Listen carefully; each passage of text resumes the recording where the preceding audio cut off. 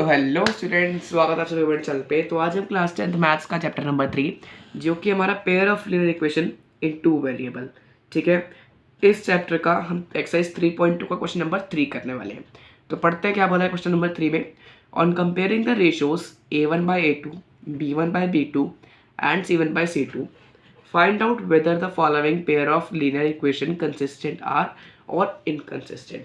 ठीक है, उसने बोला है आपको pair of linear equation given होगा, ठीक है।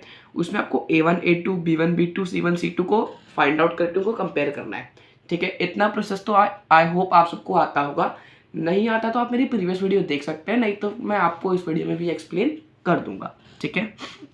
तो हमें उन रेशियोज को कंपेयर करना है। जिन बच्चों को नहीं आता है इस टाइप कोई बात नहीं, जिनको आता है वो देखो, ठीक है। Find out whether the lines are consistent और इनकंसिस्टेंट। जब मैंने इसकी इंट्रोडक्शन वीडियो बनाई थी तब मैंने ये टॉपिक नहीं कवर करा था, कंसिस्टेंट और इनकंसिस्टेंट, ठीक है। कई बच्चे बोल रहे तो अब आज इस वीडियो में हम इस टॉपिक को कवर करेंगे जो कि हमारे कंसिस्टेंट और अनकंसिस्टेंट के बारे में, ठीक है। जब हमने इंट्रोडक्शन की वीडियो बनाई थी तो हमने 3 कंडीशंस के बारे में पढ़ा था। कौन सी कंडीशन थी? पहली कंडीशन थी इंटरसेक्टिंग लाइंस की। आई होप आप सबको याद आ रहा होगा, ठीक है। अगर आप लोगों ने वो टेबल याद कर रही है तो, ठीक है। इंटरसेक्टिंग लाइंस की, इंटरसेक्टिंग लाइंस में क्या होता था कि हमारा जो रेशोज है a1/a2 is not equals to b1/b2 आता था। तो लाइंस हमारी क्या होती थी? इंटरसेक्टिंग, है ना। इसी तरीके से जब जब हमारी लाइंस होती थी कोइंसिडेंट, जब हमारी लाइंस कोइंसिडेंट होती थी तो हमारी रेशोज जो थी a1/a2, b1/b2 और c1/c2 सारी की सारी इक्वल आती थी, है ना। तब हमारी कौन सी लाइंस होती थी? कोइंसिडेंट लाइंस होती थी, ठीक है। इसी तरीके से एक लाइन और होती थी, याद करो कौन सी लाइन होती थी? पैरेलल लाइंस, है ना। कौन सी लाइन? Parallel line. अब पैरेलल लाइन कब होती थी? जब a1/a2 b1/b2 के इक्वल तो आता था लेकिन वो c1/c2 के नॉट इक्वल्स आता था। तो जब भी हमारी ये कंडीशन होती थी तो कौन सी लाइन होती थी? पैरेलल लाइंस होती थी। तो आई होप आप सबको इतना तो याद होगा ही, ठीक है। तो अगर आपको इतना याद है तो बहुत ही बढ़िया, आप बिल्कुल सही जा रहे हो, ठीक है। नहीं याद तो आप प्लीज़ इसको याद कर लो क्योंकि ये चैप्टर इसी के ऊपर बेस्ड है, ठीक है। 3.1 हम कंप्लीट कर चुके हैं, उसमें कॉन्सेप्ट का कोई भी यूज़ नहीं था, लेकिन आगे की एक्सरसाइज में इस कॉन्सेप्ट का बहुत यूज़ होने वाला है, ठीक है। अब देखो कंसिस्टेंट हमारी लाइंस कब होंगी, ठीक है। जब भी हमारी जो लाइंस होंगी या तो वो इंटरसेक्टिंग होगी, क्या बोला मैंने? या तो वो इंटरसेक्टिंग होंगी या फिर वो कोइंसिडेंट होंगी, ठीक है। क्या होंगी? कोइंसिडेंट, ठीक है। जब भी हमारी लाइंस या तो इंटरसेक्टिंग होगी या कोइंसिडेंट होंगी, ठीक है, तो कौन सी लाइंस होंगी? वो कौन सी लाइंस होंगी? वो होंगी कंसिस्टेंट लाइंस। कौन सी लाइंस? कंसिस्टेंट। और आखिरी क्या बचा हमारा? पैरेलल, ठीक है। तो जब भी पैरेलल लाइन होगी तो वो कौन सी लाइंस होंगी? वो होगी इनकंसिस्टेंट। कौन सी होगी? इनकंसिस्टेंट, ठीक है। ये है हमारा आज के वीडियो में लगने वाला कॉन्सेप्ट, ठीक है।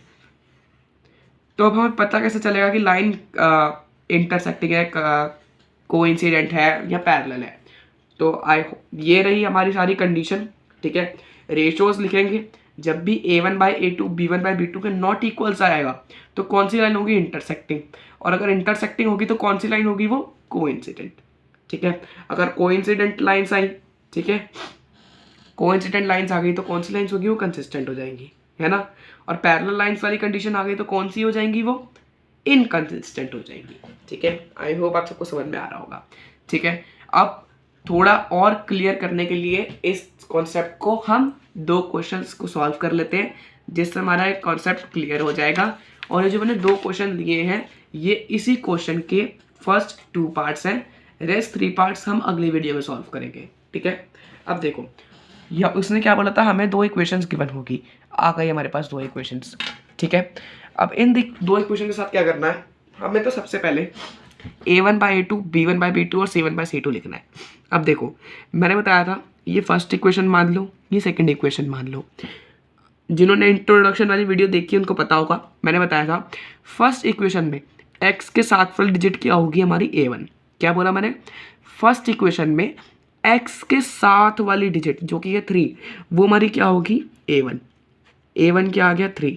इसी तरीके से सेकेंड इक्वेशन में x के साथ वाली डिजिट जो कि है 2 वो हमारा क्या होगा A2। वो हमारी क्या होगी A2, A1/A2 मिल गया। इसी तरीके से फर्स्ट इक्वेशन में y के साथ वाली डिजिट वो क्या होगी हमारी B1। फर्स्ट इक्वेशन में y के साथ वाली डिजिट क्या है 2 तो वो B1 हो गया।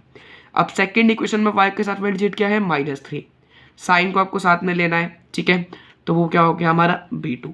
इसी तरीके से फर्स्ट इक्वेशन में एक नेचुरल नंबर जो कि हमारा 5 वो क्या हो जाएगा C1 और सेकेंड इक्वेशन में एक नेचुरल नंबर जो कि है 7 वो क्या हो जाएगा C2, ठीक है। अब 1 और 2 का खेल समझ में आया, A1 A2 क्यों कैसे लगा, ठीक है, फर्स्ट इक्वेशन सेकेंड इक्वेशन के हिसाब से। अब इन रेशियोज को आप कर दो कंपेयर मतलब आमने सामने रख दो।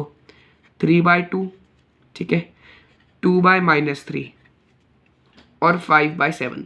अब देखो यहाँ पर जो हमारा A1 ये 3/2 हमारा क्या था A1/A2 और 2/-3 हमारा क्या था B1/B2। तो क्या ये इक्वल आ रहा है? ये इक्वल नहीं आ रहा। तो जब भी हमारा A1/A2 not equals to B1/B2 आता है तो कौन सी लाइन्स होती है? वो होती है इंटरसेक्टिंग लाइन्स, ठीक है। तो जब भी हमारी इंटरसेक्टिंग लाइन्स वाली कंडीशन आएगी तो वो कौन सी लाइन्स होगी, ठीक है। अब हमें इतना तो पता चल गया इंटरसेक्टिंग है, लेकिन क्वेश्चन हमसे ये नहीं पूछा कि बताओ वो इंटरसेक्टिंग है, पैरेलल है, कोइंसिडेंट है। क्वेश्चन हमसे पूछ रहा है कि बताओ वो कंसिस्टेंट है या इनकंसिस्टेंट है। तो कौन सी लाइन होगी? कंसिस्टेंट, क्योंकि हमारी लाइन्स की कंडीशन क्या आई है? इंटरसेक्टिंग। जब भी लाइन्स की कंडीशन इंटरसेक्टिंग या फिर कोइंसिडेंट लाइन वाली कंडीशन आएगी, ठीक है, तो हमारी लाइन्स क्या हो जाएंगी? कंसिस्टेंट। और जब भी पैरेलल वाली कंडीशन आएगी तो हमारी कौन सी लाइन्स हो जाएंगी? इनकंसिस्टेंट। आई होप आप सबको समझ में आ रहा होगा कि मैं क्या बोल रहा हूँ, ठीक है। तो अगर हमारी कंडीशन क्या है? इंटरसेक्टिंग, तो लाइन्स हो जाएंगी कंसिस्टेंट, ठीक है। कंसिस्टेंट लाइन्स कब होंगी? जब भी हमारी कंडीशन इंटरसेक्टिंग वाली होगी या फिर कोइंसिडेंट वाली होगी। इतनी सी चीज याद रखनी है, क्लियर है। करते हैं अपना सेकंड पार्ट सॉल्व। अब देखो उसी तरीके से ये फर्स्ट ये सेकंड, ठीक है। फर्स्ट इक्वेशन में x के साथ वाली डिजिट क्या है 2, तो A1 क्या हो गया हमारा 2। सेकंड इक्वेशन में x के साथ वाली डिजिट क्या होगी 4, तो A2 क्या हो गया हमारा 4। अब देखो 2/4 है, काट लो, 2 1 सा 2, 2 2 सा 4, ठीक है। अब B1 फर्स्ट इक्वेशन में y के साथ वाली डिजिट, फर्स्ट इक्वेशन में y के साथ वाली डिजिट क्या है -3, तो वो क्या हो गया हमारी B1। सेकेंड इक्वेशन में y के साथ वाली डिजिट क्या है -6, वो क्या हो गया हमारा B2। माइनस से माइनस कटा, 3 1 सा 3, 3 2 सा 6, ठीक है। अब C1/C2 क्या होगा? फर्स्ट इक्वेशन में एक नेचुरल नंबर जो कि हमारा 8, सेकेंड इक्वेशन में एक नेचुरल नंबर जो कि हमारा 9। अब इनको आप कंपेयर कर दो, A1/A2, B1/B2, C1/C2 कंपेयर करना मतलब आमने सामने रख दो। 1/2, 1/2 और 8/9। अब देखो ये दोनों तो इक्वल आ रहे हैं, A1/A2 तो इक्वल आ रहा है, लेकिन C1/C2 नॉट इक्वल्स टू आ रहा है, ठीक है। अब ऐसी कंडीशन हमने कहाँ देखी है? याद करो, ऐसी कंडीशन हमने कहाँ देखी है? पैरेलल लाइन में। जब A1/A2 तो इक्वल आता है ना, B1/B2 भी इक्वल आता है, लेकिन C1/C2 इक्वल नहीं आता। तो कौन सी लाइन होती है? पैरेलल।